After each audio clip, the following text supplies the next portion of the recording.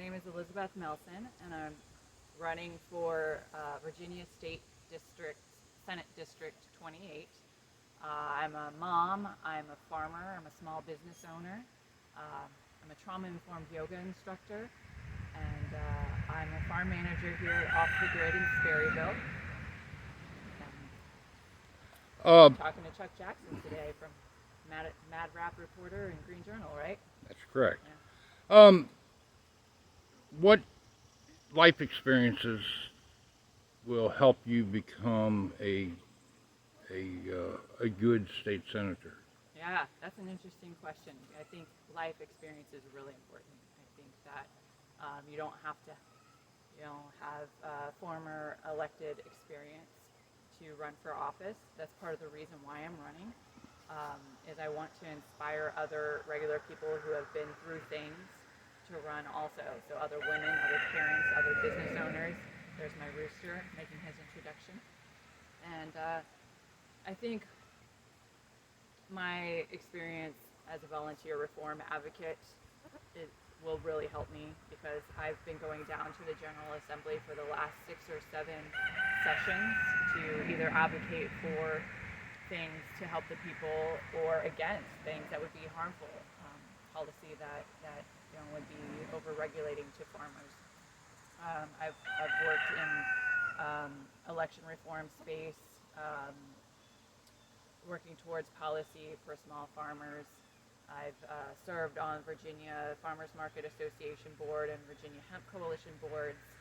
I've also, I'm a member of the Rappahannock Board of Social Services. So that's my volunteer and advocacy and board service.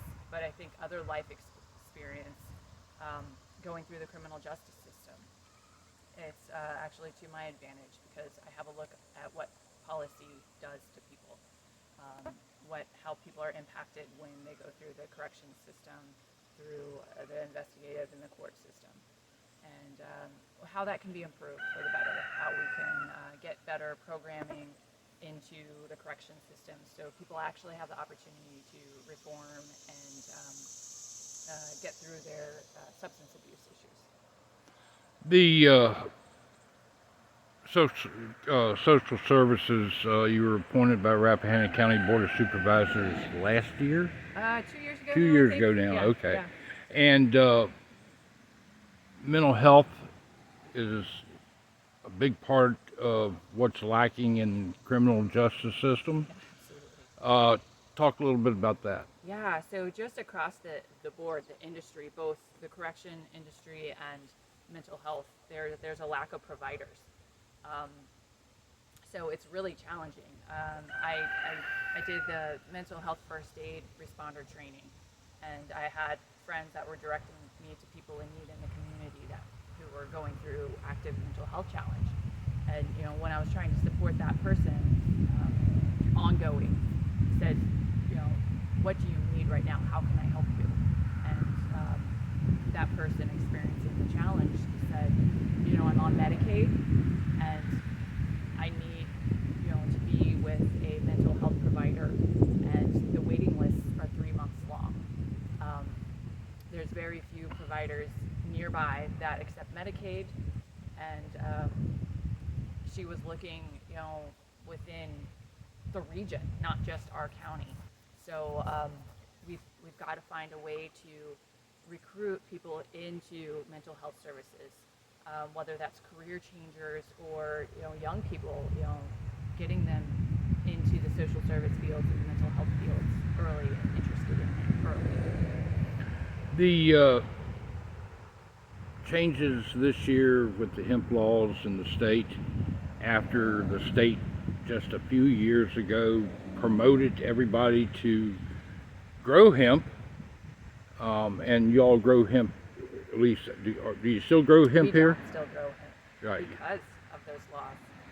So you just hit to the heart of one of the big reasons why I'm running. I was involved in the Virginia Hemp Coalition. Here at Off the Grid, we grew hemp for 3 years and processed it and turned it into CBD wellness products.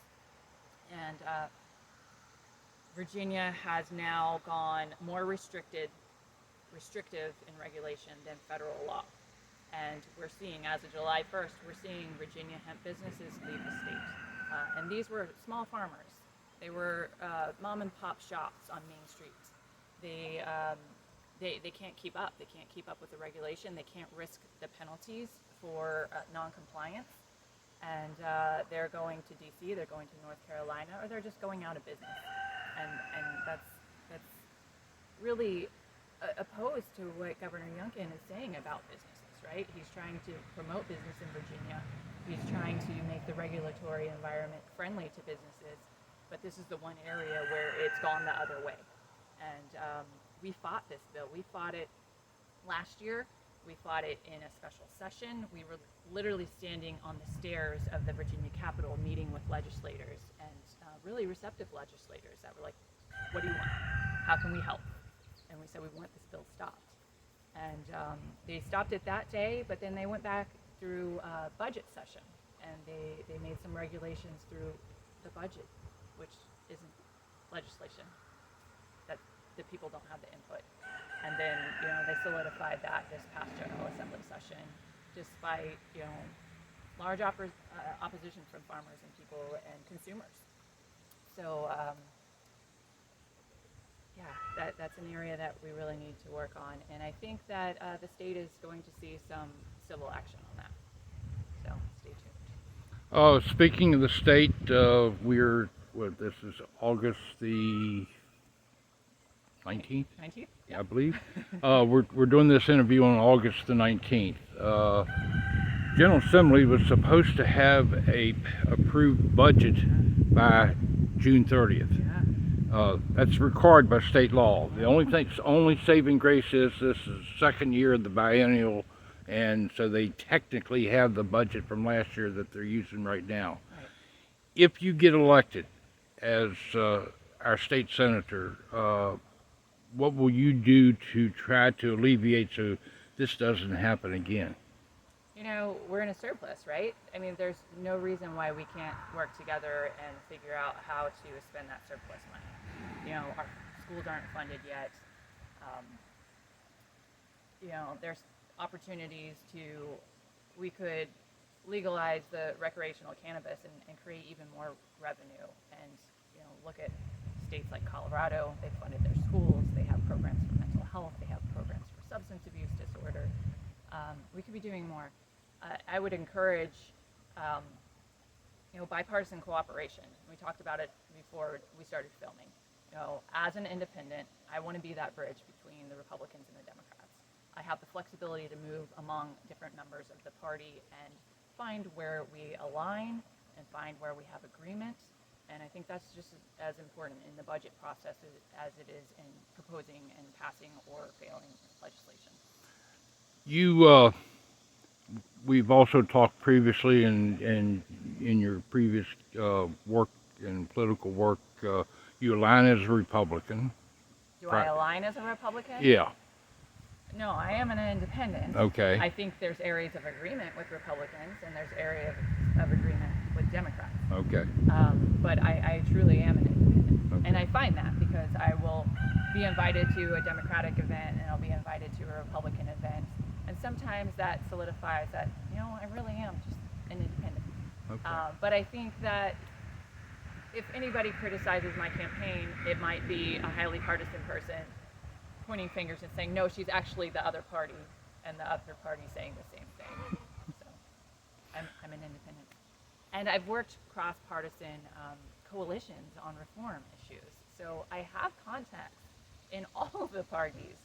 And it's been really encouraging because I'll have somebody reach out that's with a major party on either side and say, I'm really supporting you, but they may not necessarily publicly support me because, they want to keep their place in their parties. Your top 3 legislative goals if elected?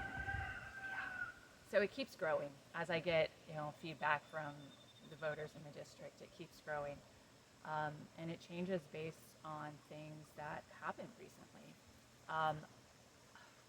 I lost a good friend and mentor to a car accident on 29 recently, and I think that changed my priority a little bit because I think that bumped up local authority. It bumped up local authority because we've dealt with it here in Rappahannock right in front of this restaurant and farm, VDOT issues. We've gone to the Board of Supervisors and we say this is an unsafe area. We want this passing area to be removed. And Board of Supervisors has been very helpful. They've asked VDOT. VDOT does a study. Study may not even include a weekend, but they lay whatever equipment down and they do their study, and then they come back and say, no, we don't think we need to remove that passing zone. Well, the 29 corridor between Warrenton and Opal Road, we know there are so many fatal accidents. And thank goodness that VDOT is doing a survey. But like I just mentioned, sometimes they do a survey and nothing changes. So I would like to give authority back to the localities to be able to make traffic pattern changes if they so desire. But prior to that, my top priorities were mental health access, small businesses. You know, we already talked about the out-of-state medical cannabis versus hemp wellness, and how big money corporate interests are writing policy and carving out the competition.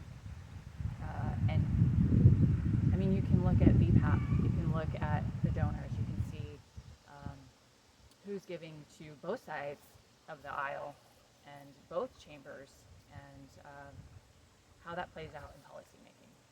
So policy that is pro-small business, truly pro-small business, campaign finance reform, term limits, and reforms that increase competition in elections, not stifle it. So instant runoff or ranked choice voting. We're standing on a bridge over the mighty Thornton River, which brings up clean water and conservation type issues. The governor has pulled Virginia out of several environmental things in the past couple weeks. Talk a little bit about those type of issues. Yeah, so I'd have to read a little bit more about what he's pulled us out of. But in general, in our area, I know that we want to protect our view sheds, we want to protect our water, we want to protect our properties, but also have some, property rights. So I know a lot of people are opposed to, say, that large solar fields, but I think that we should incentivize rooftop solar for businesses and for homes, because that's about energy independence and alleviating some of the carbon emissions. Off the grid obviously has solar. Yeah, and it's just a clever name. We're not technically off the grid. We'd love to be off the grid, but the batteries, not quite there yet in the technology, and we've got to hear that there is criticism of the minerals that are used in these panels and the batteries.